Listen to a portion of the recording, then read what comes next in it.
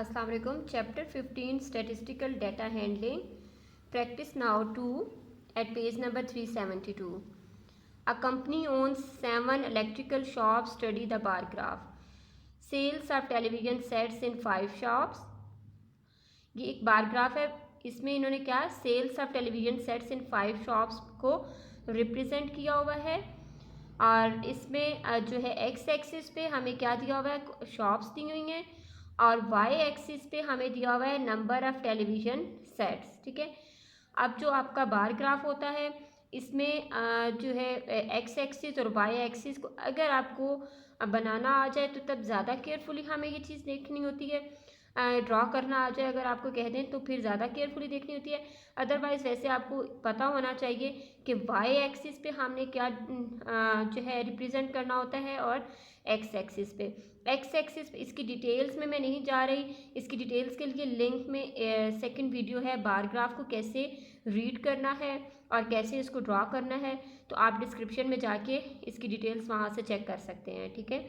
तो अभी हम सिर्फ इसी क्वेश्चन पे के अराउंड ही रहेंगे, क्योंकि अगर वो मैंने आपको समझानी शुरू कर दी तो वीडियो बहुत लंबी हो जाएगी। ठीक है। तो अभी वाई एक्सिस पे क्या है, number of television sets given है और शॉप्स जो हैं एक्स एक्सिस पे हैं। और ये हमारे पास टाइटल ऑफ द ग्राफ है, बार ग्राफ उसका टाइटल क्या है, sales of television sets in 5 shops. तो सबसे पहले अब आपको मेन जो चीज़ रीड करनी आनी चाहिए वो ये एक तो आपको ये की दी होती है, की आपको रीड करनी आनी चाहिए। की को सबसे पहले आपने ज़रूर रीड करना होता है, अदरवाइज़ क्वेश्चन में कन्फ्यूजन्स आ जाती हैं। तो नवंबर की ये जो ब्लूइश वन है आपके पास बार्स रिप्रेजेंट हुई हुई हैं, ये नवंबर की सेल्स को रिप्रेजेंट कर रही हैं, और ये पर्पलिश जो है ये दिसंबर की सेल्स को रिप्रेजेंट कर रही हैं। ठीक है। यानी कि शॉप 1 ने नवंबर में कितनी सेल्स की थी, तो आपने कैसे फाइंड आउट करनी है, इस ब्लू बार को देखते हुए। और इस शॉप 1 की दिसंबर की सेल्स कहाँ से आपको पता होंगी, इस पर्पलिश बार को देखते हुए। Got it. अब आपने दो चीज़ें देख ली, आपने ये जो की थी इसकी, इससे इसकी बार ग्राफ को रीड करना देख लिया। अब आपको सेकंड चीज़ जो है बहुत ज़रूरी है, वो ये है कि ये जो स्केल सेट किया होता है, इस स्केल को केयरफुली आपने देखना है कि ये कितना स्केल है और इसको कैसे रीड किया जाएगा। तो मैं इस स्केल को आपको थोड़ा क्लियर करने के लिए यहाँ पे ये जो डिस्टेंस है ये मैं आपको थोड़ा सा यहाँ खुला करके दिखाऊंगी ताकि आपको अंडरस्टैंड करने में इजी हो, just like this.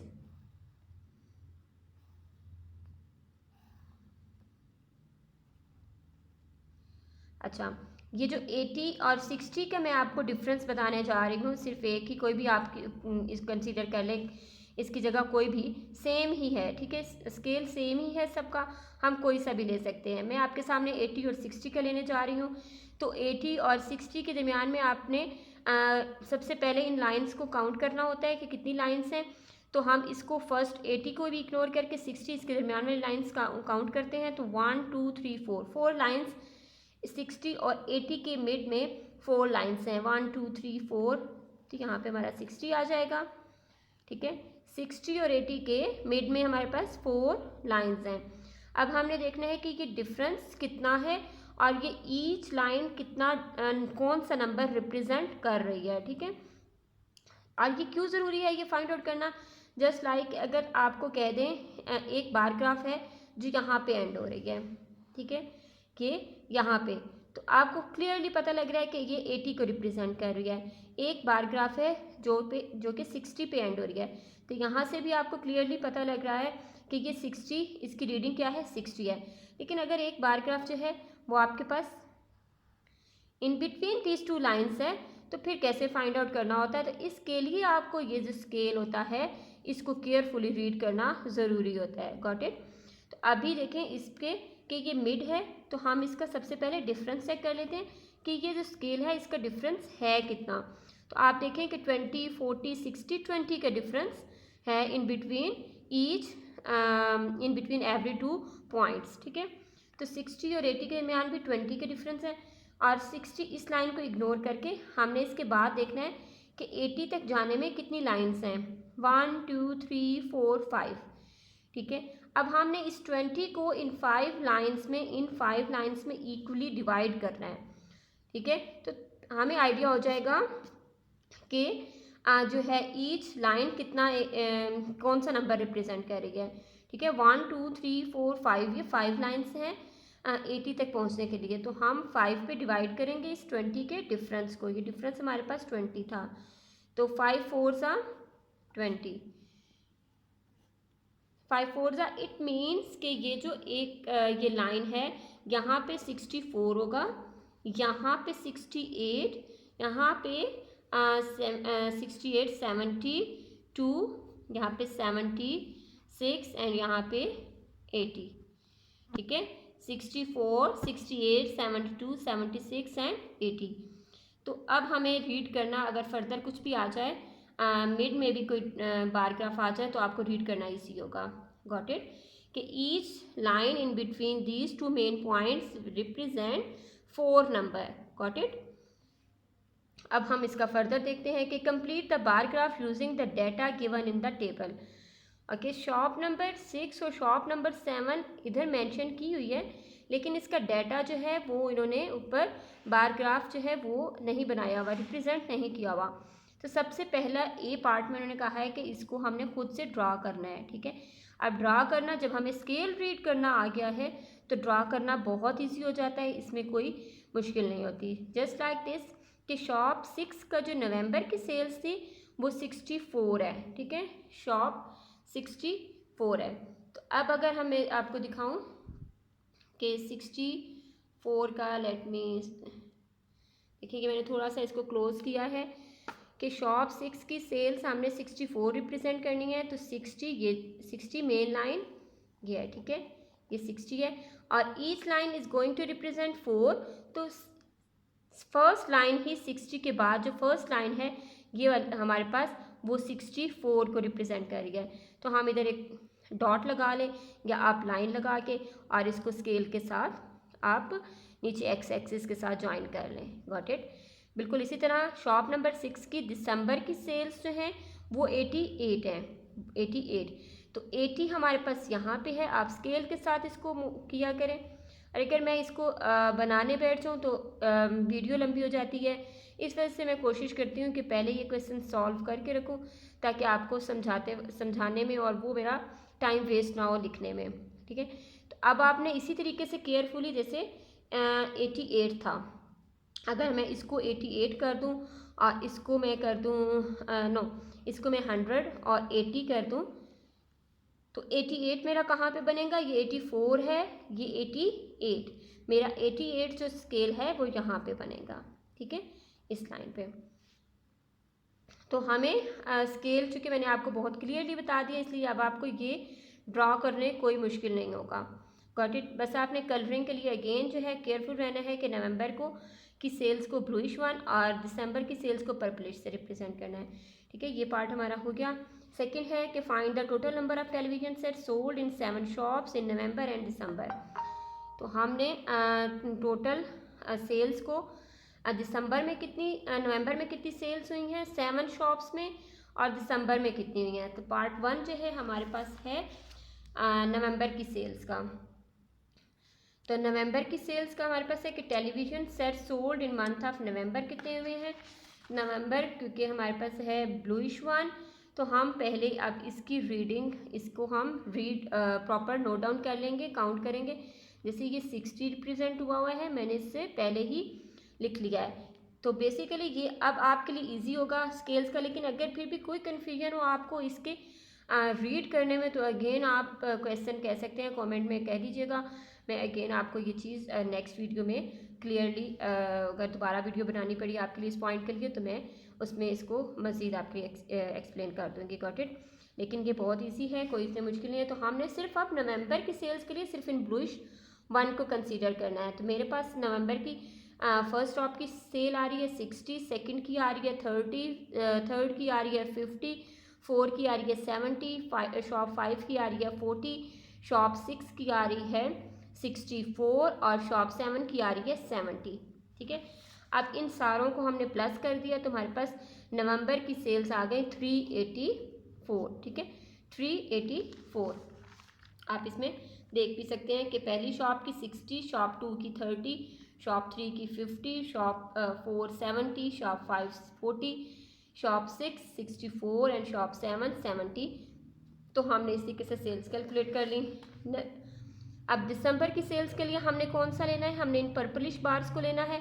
Purplish bars को भी इसी तरीके से मैंने काउंटिंग करके कि कौन कौन सी लाइन पे ये हमारी जो बार है ये एंड हो रही थी वो कैलकुलेट कर ली हमने इजीली, जस्ट लाइक दिस। तो हमने फाइंड आउट करने के बाद ये हमारे पास आ रही थी, पहली आ रही है 90, then 48, then 48 80, then 112 112, then 80, then 88 and then 96। तो ये 7 बार्स दिसंबर के लिए हम इन पर्पलिश बार्स का डाटा जो है इसको ऐड करेंगे। तो ये पर्पलिश बार्स का शॉप 1, शॉप 2, 3, 4, 5, 6 एंड शॉप 7 का जो हमें सेल्स बार चार्ट पे, बार ग्राफ पे रिप्रेजेंट हुई थी, हमने वो इधर लिख के उनको ऐड किया। तो दिसंबर की सेल्स हमारे पास है 594। अब हमारे पास सी पार्ट है कि express the total number of television set sold in 7 shops in November as percentage of the total number of television sets sold in the 7 shops in November and December। इसमें क्या पूछा है, इसमें उन्होंने हमसे कहा है कि आप हमें एक्सप्रेस करें कि जितनी total number of television set sell हुए हैं 7 शॉप्स पे नवंबर एंड दिसंबर में, दोनों मंथ्स के, ठीक है। नवंबर एंड दिसंबर में जितने भी टेलीविजन सेट्स इन 7 शॉप्स पे सेल हुए हैं उसमें से आपने फाइंड आउट करनी है कौन सी जो है 7 शॉप्स की सिर्फ नवंबर की सेल्स, 7 शॉप्स की नवंबर की सेल्स कितने परसेंटेज थी या कितने परसेंट थी इन टोटल दोनों शॉप्स की। यानी कि अगर आपके पास टोटल सेल्स सपोज किसी चीज़ की हुई हैं 10 पैकेट्स, ठीक है, आपके पास तो आप किसी एक नवंबर एंड दिसंबर दोनों में 7 हुए हैं, लेकिन आपके पास जो है नवंबर की सिर्फ अगर देखा जाए तो नवंबर में आपके 5 हुए हैं। तो आपने उसकी इन टर्म्स ऑफ परसेंटेज बताना है कि इन दोनों मंथ्स में से जो टोटल था इनका, इसकी कितनी परसेंटेज जो है ना वो नवंबर की बनती है। तो मैंने इसको इजी करने के लिए, क्लियर करने के लिए बल्कि आपको इस फार्मूले की सेंस में लिखती है, स्टेटमेंट की फॉर्म में लिखती है, ठीक है, ताकि आपके लिए थोड़ा ये चीज़ मज़ीद रीड करनी या अंडरस्टैंड करनी इजी हो जाए। कि उन्होंने हमसे पूछा है कि हमने परसेंटेज बतानी है, ठीक है, परसेंटेज बतानी है नवंबर में कितने सेट्स सेल हुए हैं as compare to November and December, नवंबर दिसंबर की टोटल सेल्स में से हुए हैं। तो नवंबर की सेल्स हमारे पास 384 थी और टोटल नवंबर एंड दिसंबर में हमारे पास 384 प्लस 594 टोटल सेल्स हमने लिखनी, यानी कि इतनी सेल्स नवंबर में थी, ये टोटल सेल्स थी, इनकी परसेंटेज बतानी है। तो हमें 100 से मल्टीप्लाई करेंगे तो हमें पता लग जाएगा कि नवंबर की सेल्स कितने परसेंट बनती हैं हमारी टोटल सेल्स से। तो अब आप इसको कटिंग भी कर सकते हैं, ठीक है, आप इसको अपने कैलकुलेटर पे भी कर सकते हैं कि 384 था, ये दोनों को प्लस किया तो 978 आ गया, इसको 100 से मल्टीप्लाई किया है हमने, और इसको कटिंग भी कर सकते हैं। और कटिंग के लिए जो है वो आपने अपने माइंड में लाजमी रखना होता है कि कटिंग हमेशा न्यूमरेटर और डिनोमिनेटर की होती है। बच्चे इतनी बेसिक मिस्टेक समटाइम्स करने लग जाते हैं कि वो इस तरह से भी कटिंग स्टार्ट कर देते हैं कि दोनों न्यूमरेटर्स हैं तो उनकी कटिंग और दोनों डिनोमिनेटर हैं तो उनकी कटिंग ऐसे नहीं होती, हमेशा ऊपर और नीचे कटिंग होती है। जस्ट लाइक इसकी और इसकी कटिंग हो सकती होती है, इसकी और इनकी हो सकती होती है, इस नंबर की और इसकी, ठीक है, या इस नंबर और इधर अगर कोई नंबर हो तो उसकी। और सेकंड जो आपने कटिंग करने के दौरान देखना होता है कि हम जिस टेबल पे डिवाइड करते हैं वो दोनों को अगर ये कटिंग करनी है और ये कटिंग करनी है तो हमने देखना है कि ये दोनों नंबर्स, ठीक है, ये नंबर और ये नंबर कौन से सेम टेबल पे डिवाइड होता है, या ये नंबर पूरा और ये नंबर कौन से सेम एक ही टेबल पे डिवाइड होता है, ठीक है। बहुत कॉमन मिस्टेक्स बच्चे करते हैं कि डिफरेंट टेबल्स पे भी कटिंग करके और कहते हैं कि हमारा आंसर सही नहीं आ रहा। तो ये कटिंग हमेशा एक ही टेबल पे होती है, ऊपर नीचे होती है, ठीक है। तो इधर जैसे अभी 2 के टेबल पे दोनों जा रहे हैं, फर्दर डिफरेंट और टेबल पे तो आप इस तरीके से भी कटिंग कर सकते हैं। और आप अगर कटिंग नहीं करना चाहते, कैलकुलेटर अलाउ है, तो आप इसको डायरेक्ट भी मल्टीप्लाई कर सकते हैं। 384 को 100 से मल्टीप्लाई कर दें और 978 जो है वो तो ज़ाहिर है अकेला ही है, इसको मल्टीप्लाई करने की ज़रूरत नहीं है। तो मैंने इस तरीके से इनको करके दोनों में की कटिंग करके भी किया है ट्राई। देखिए कटिंग करके मेरा 128 मल्टीप्लाई बाय 50 डिवाइडेड बाय 163 आ रहा था। और जो मैंने यहाँ पे डिवाइड किया, यहाँ पे किया है ये नहीं, ये मैंने कटिंग दूसरी इसकी इसकी की है, ठीक है। अच्छा, और कैलकुलेटर की हेल्प से अगर करेंगे तो पॉइंट्स में आंसर आएगा, और इसको अगर आपने मिक्स फ्रैक्शन में लिखना है तो फिर आपको डिवाइड करना पड़ेगा। तो आप कैलकुलेटर की हेल्प से करके उसके बाद इसकी डिवीजन करनी होती है, और डिवीजन करके आपने होल नंबर, ये 39 कौन सा नंबर, यहाँ पे कौन सा नंबर लिखते हैं, यहाँ पे हमेशा ये आपने होल नंबर, इसको क्या करते हैं 39 होल 43 बाय 163% आया है, तो हमने ये नंबर लिखना होता है होल की प्लेस पे, यानी कि ये नंबर हमारा जाता है इस प्लेस पे। और जो होता है हमारे पास इसको हम डिनोमिनेटर में लिखते हैं, और रिमाइंडर जो हमारे पास आता है उसको हम न्यूमरेटर में लिखते हैं, ठीक है। तो हम मेरे पास ये जो आ रहा था ये था 39, क्योंकि कटिंग के बगैर आपके पास ये आंसर आएगा, कटिंग के बगैर ये आंसर आ रहा था 39 होल 258 बाय 978, जो फर्दर कट हो रहा था। तो हमारा आंसर जो है इस से, बस आपने कटिंग का इसमें ख्याल रखना होता है, ठीक है। सेकेंड पार्ट जो है पार्ट डी है, वो हमारे पास है शॉप नंबर 7 का, उसमें पूछा है कि express the total number of television set sold in shop 7 in November and December as percentage of the total number of television set sold in the 7 shops in November and December, ठीक है। अच्छा, express, अब इसमें उन्होंने पूछा है कि shop 7 की सेल्स की परसेंटेज बतानी है, टोटल जो सेल्स हुई हैं नवंबर एंड दिसंबर की, ठीक है, 7 शॉप्स में, उनमें से शॉप 7 की परसेंटेज कितनी है, इसकी सेल्स की परसेंटेज कितनी है। तो सेम मैंने उसी तरीके से लिख ली है इसको स्टेटमेंट के फॉर्म में। Total number of television sold in shop 7 divided by total number of TV set sold in 7 shops in November and December. तो हमें इसकी, अब इन्होंने शॉप 7 की पूछी है सेल्स की परसेंटेज, तो दोनों मंथ्स की, दिसंबर की भी पूछी है और नवंबर की भी, ठीक है। देखें कि total number of television set sold in shop 7 in November and December, नवंबर और दिसंबर की दोनों की शॉप 7 की सेल्स क्या है। तो शॉप 7 में ने नवंबर में 70 सेल्स की थी और दिसंबर में 96 थी, और टोटल हमारे पास 978 आ गया था इन दोनों को ऐड करके, ठीक है। तो हमने टोटल से डिवाइड कर लिया, सेम वही प्रोसेस है। अगर आपकी कन्फ्यूजन दूर करने के लिए मैं इसको अगेन भी कर देती हूँ कि जैसे देखें 166 था, 978 है, इंटू 100 है, ठीक है। तो अब ये किस पे डिवाइड होते हैं, 2 पे, 2 5 सा 10, 2 4 सा 8, 2 8 सा 16 और 2 9 सा 18, ठीक है। अब ये फर्दर जो हैं वो डिवाइड नहीं हो रहे थे, तो हमने 166 को मल्टीप्लाई करना है 50 से और डिवाइडेड बाय 489, ठीक है। अब कैलकुलेटर की हेल्प से हम इसको मल्टीप्लाई करके, तो हमारे पास क्या आ गया था 8300, ठीक है, 8300 आ गया था।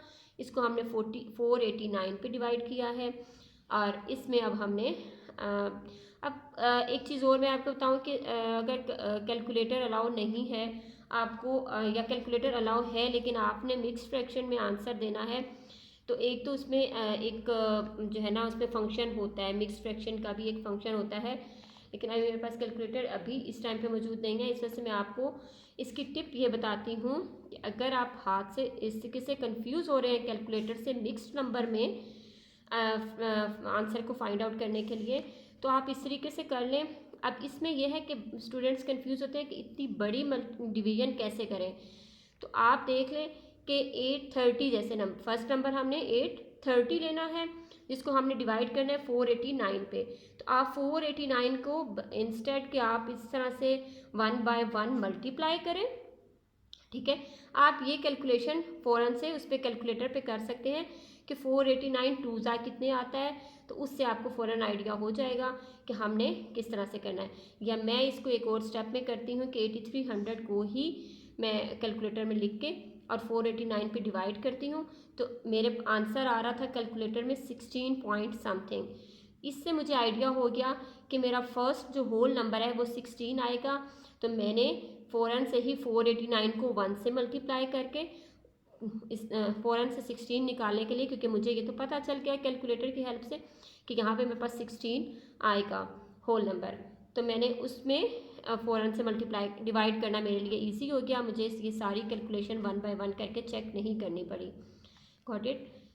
तो इसी तरीके से 489 1 ज़ा 489 और इसमें को 830 से माइनस किया और 6 से फर्दर हमने डिवाइड किया और हमारे पास आंसर आ गया 16 होल 476 डिवाइडेड बाय 489 परसेंटेज। हमारे पास ये परसेंटेज आ गई कितनी शॉप 7 की सेल्स हुई थी नवंबर एंड दिसंबर में as compare to the total sales. ठीक है। अच्छा, इसमें है डी का सेकंड पार्ट है the company would like to close down one shop due to insufficient cash flow. अच्छा, इनसफिशिएंट कैश फ्लोज कब होती है? इनसफिशिएंट कैश फ्लोज तब होती हैं कि जब आपके पास जो है आपके एक्सपेंस जो है आपके प्रॉफिट से ज़्यादा होने लग जाए, यानी कि कैश इन जो है वो कम हो और कैश आउट ज़्यादा हो। ठीक है। कैश इन जो है वो आपके पास डिक्रीज़ हो रहा है और कैश आउट जो है वो आपके पास इंक्रीज़ हो रहा है। कैश आउट इंक्रीज़ हो रहा है तो इट मीन्स कि आपके एक्सपेंसेस ज़्यादा हो रहे हैं, और कैश इन अगर आपके पास डिक्रीज़ हो रहा है इसका इट मीन्स कि आपके पास प्रॉफिट जो है वो कम हो रहा है। तो जब ये सिचुएशन आ जाती है कि प्रॉफिट कम हो रहा है और एक्सपेंस ज़्यादा हो रहे हैं तो इनसफिशिएंट कैश फ्लो जो है उसको फेस करना पड़ता है उस ऑर्गेनाइजेशन को, उस कंपनी को। तो अब उन्होंने कहा है कि इनसफिशिएंट कैश फ्लो की वजह से जो है एक शॉप को बंद करना चाह रहे हैं और based on the number of television set sold in November and December, और नवंबर एंड दिसंबर की जो सेल्स हुई हैं उनकी बेस पे मैनेजर ने प्रपोज किया है टू क्लोज डाउन शॉप 7। उसने कहा है कि शॉप 7 को बंद कर देना चाहिए। तो do you agree with the manager? Explain your answer. ठीक है। शॉप 7 की सेल्स जो है वो तो हमारे पास कितनी है? शॉप 7 की 70 एंड 90 है। ठीक है। तो ये हमारे पास 166 बनती हैं। तो 166 अगर हमारे पास सेल्स बन रही हैं तो, और अब बाकी फ़ौरन से अगर एट ए ग्लांस आप देखें तो ये तो अच्छी खासी सेल्स है हमारे पास दूसरे शॉप्स की as compare to other shops. ठीक है। शॉप नंबर 2 की सबसे कम सेल्स हैं, इस तरीके से शॉप 3 की, इस तरह से डिफरेंट जो है, नहीं शॉप 3 की नहीं, शॉप 5 की भी सेल्स कम है। तो ये सबसे कम जो सेल्स हैं वो शॉप 2 की हैं। तो अगर इनसफिशिएंट कैश फ्लो है तो शॉप 2 को क्लोज़ करना चाहिए, उसको ना कि शॉप 7 को। ठीक है। तो इसमें I don't agree with the manager and because this shop 7 is performing better in terms of sales, so the company should not close the shop 7, instead shop 2 should be closed. ठीक है। in which month did the company perform better in terms of sales? अच्छा, कौन से month में, नवंबर and दिसंबर में से कौन से मंथ में कंपनी ने अच्छी सेल्स की हैं? ठीक है। तो नवंबर की सेल्स 384 थी, दिसंबर की सेल्स 594 थी। तो क्लियरली पता लग रहा है कि दिसंबर में जो है sales in terms of sales company ने बेटर परफॉर्म किया है। ठीक है। दिसंबर में सेल्स ज़्यादा है, इस वजह से कंपनी ने बेटर परफॉर्म दिसंबर में किया है। और एक्सप्लेन योर आंसर। अब इसमें आप कोई भी रीज़न दे सकती हैं कि क्यों दिसंबर में सेल्स ज़्यादा हैं और क्यों अच्छा परफॉर्म किया है। मे बी विंटर की वजह से हो सकता है कि due to winter people may not go outside, it is very cold and that's why they prefer to watch TV at homes. इस तरह की आप कोई भी या स्पेशल इवेंट में come in the month of December and people bought television sets in the month of December and gifted to others. कोई इसमें आप रीज़न दे सकती हैं। ठीक है। रीजनिंग का ऐसे मैथ में कोई वो नहीं होता, बस आपने प्रॉपर कैलकुलेशन की बेस पे रीजनिंग देनी है। ठीक है। Thank you.